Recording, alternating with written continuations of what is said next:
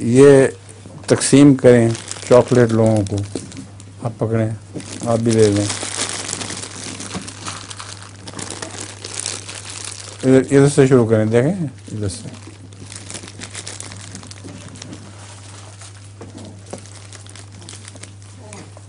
اور آپ سوال جاری رکھیں. السلام علیکم پیارے حضور, میرا نام ہے طبہ طاہر. میرا دوسرا سوال ہے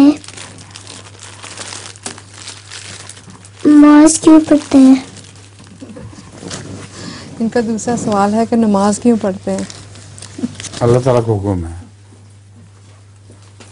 خدا تعالیٰ فرماتا ہے میں نے بڑوں اور چھوٹوں کو صرف اپنی عبادت کے لیے پیدا کیا ہے, اور وہ عبادت جو ہے وہ نماز کے ذریعے بہترین طریقہ ہے عبادت کا.